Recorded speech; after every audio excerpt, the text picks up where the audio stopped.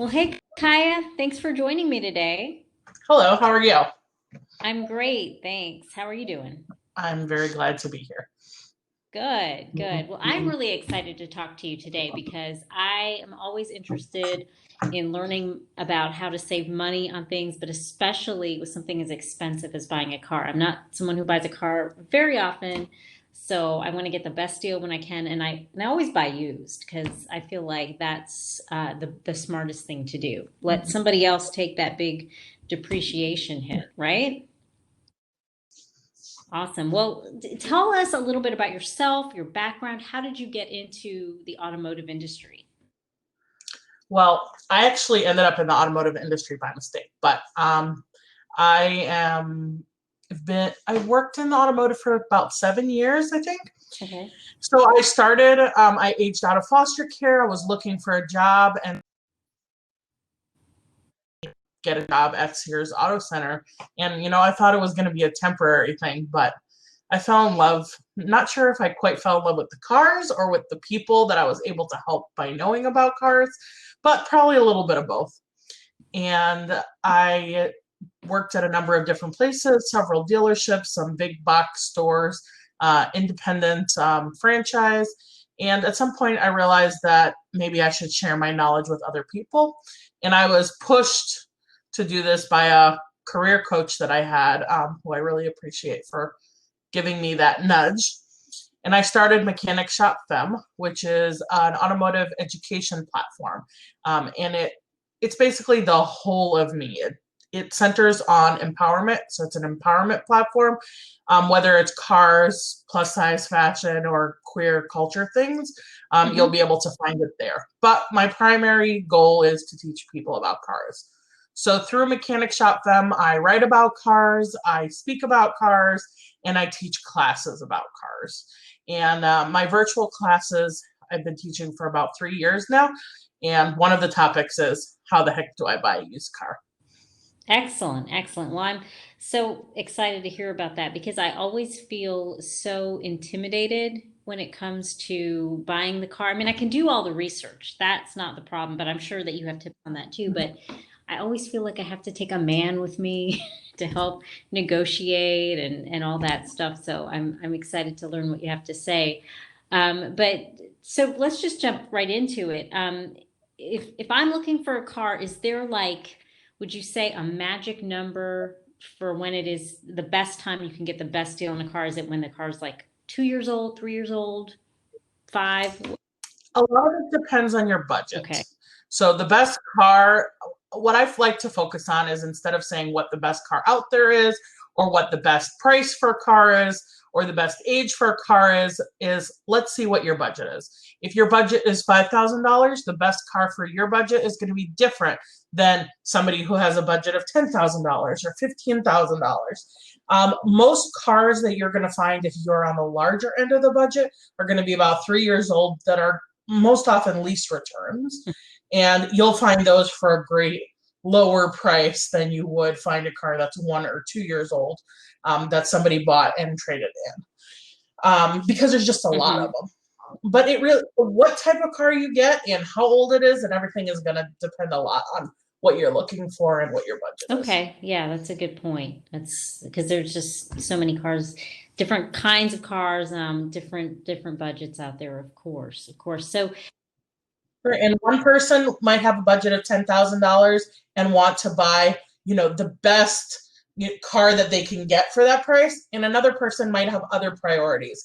They may need to have a car with a large cargo space because they have kids that play sports, or they may need to have an SUV, because they like to pack in a lot of people or they like to travel. So, how much money you have and what you plan on doing with your car is going to help you determine what the best car is for okay, you. yeah, that makes sense. And so then does that also apply to where you would go to buy the car? Like whether it's, a dealership, a private sale, CarMax, something like that as well?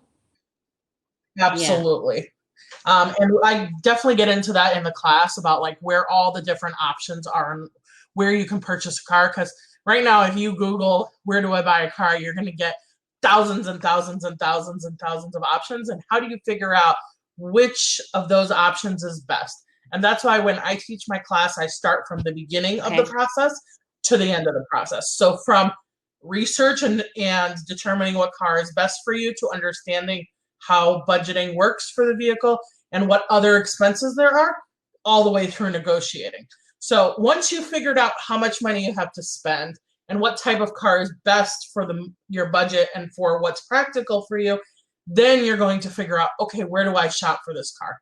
If you have a very small budget, dealerships are probably going to be the worst place you can look for a car. Okay. And then maybe like a private person, private sale would be the best if you don't have a lot of that. Yeah. Okay. But if you have a lot of money, a private sale might be completely not right for you either. That's true. Yeah. Yeah. And then do you always recommend that somebody take their car to a mechanic after they've decided, hey, I kind of like this? Do you always recommend that they do that? Yeah. Absolutely. Absolutely. I always recommend folks take the vehicle to mechanic. It's the simplest, least expensive way to not get screwed over. I'm going to teach you all kinds of ways to determine whether the car is right for you before you decide to take it to mechanic. But before you actually make that final purchase, you want to take it to an expert, not just for them to tell you what's wrong with the vehicle, but for them to give you their opinion. And most people forget that a mechanic is an expert in their field and on cars in general. And sometimes they don't ask the mechanic what they think, where that might add a whole world of new insight for them. Okay.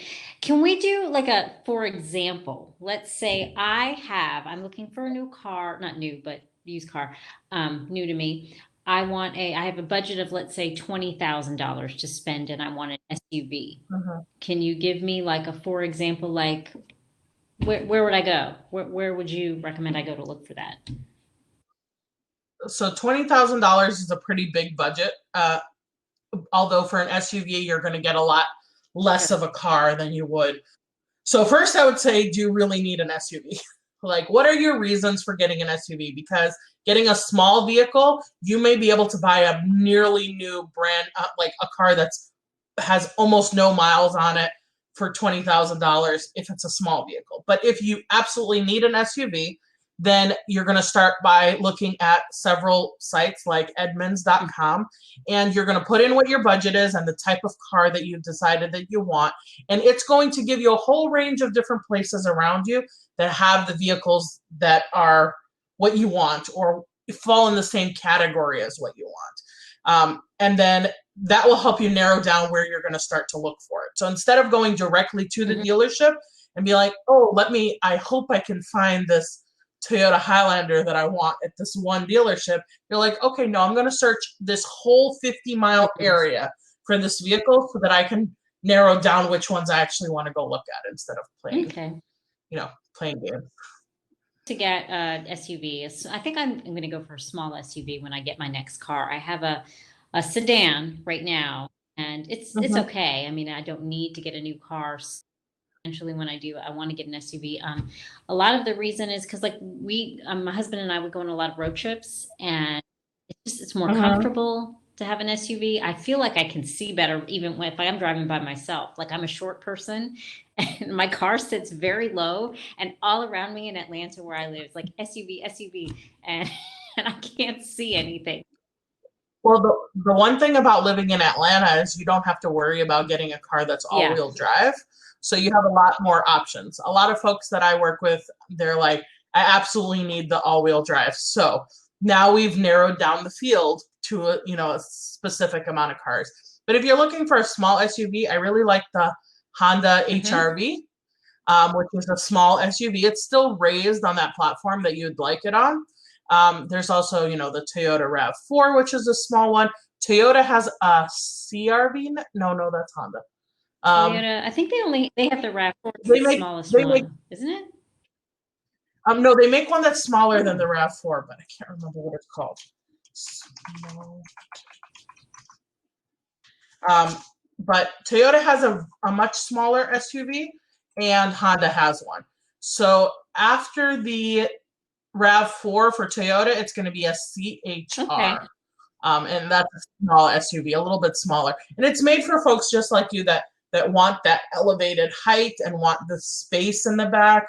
but don't necessarily want to spend the money on a larger Yeah, because I don't truck. have kids. I don't need all of that room.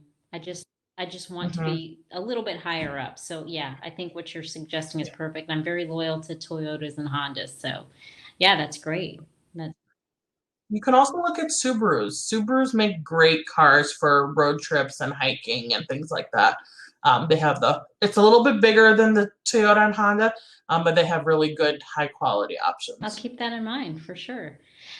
So Kaya, do you think that the as we go down this path of more people looking for used cars, is this the idea of haggling? Is that going to go away eventually? Do you think? I don't think it's going to completely ever go away. I feel like haggling has been around for, since the beginning of Yeah, time. Um, I think that there's a better understanding about how much cars are worth, but ultimately, what a car is worth depends on the person who's buying it. It's the same with T-shirts. You can buy T-shirts for $5, $10. So why are there people who are spending $50 on them? It's a perceived value. So if somebody can offer you something that feels like it's a good deal, even if it's not, you're probably still gonna want to go towards that. So I think that some of it will go away because there will be so much more information out there, which there right. already is, but definitely not all of it. People are still going to want to negotiate, and some people like Yeah, it. I asked somebody that too, who's a professor of economics. I was like, "Is haggling going to go away?" He's like, "No ways. People love doing it. Some certain people." I Right. There's a lot less room. You can't get the price very low now because people know how much things are worth, so they can't mark them up as much as they used to. Right, right, exactly. And you may cover this question that I have in the class, but do you recommend that people get a Carfax? Carfax is not 100% accurate or complete information. So Carfax only has on its report things that have been reported to them. So if you've taken your car to get serviced at a dealership, the dealership will report to Carfax. Now, if you took your car to get serviced at a private shop, that shop may report to Carfax, but most likely it won't Oh, report to okay. Carfax. So that maintenance information will be missing. Then you have car accidents. Some repair shops report to Carfax. Many of them don't. So it depends on so many different factors. What you're getting in Carfax is just a small picture. If you're buying a car from an individual, you have the opportunity to get all the maintenance records and things like that directly from Hmm. them, as opposed to a dealership where that often won't So be you couldn't available. really rely on the Carfax, and that's kind of why you would take it to the mechanic. Exactly. Carfax is supposed to tell you the history of the car. The mechanic is going to tell you the condition it's in right Hmm. now. Oh, good. Yeah. So even if you have a full and complete Carfax, so even if let's say you're buying a car that's 2 or 3 years old, it's always been serviced at the dealership and so on. Even if you have a what you think is a complete Carfax, you're still going to want to take the car to a mechanic. Okay. Yeah. Good advice. Good advice. And what are your thoughts on these used car vending machines like Carvana? What do you think about those? I recently wrote about Carvana for the first time. I've never personally experienced it, but with COVID-19 and the whole pandemic, virtual car buying options are becoming more popular. They always have been popular. They've been around for a while now. It's not something that just came up.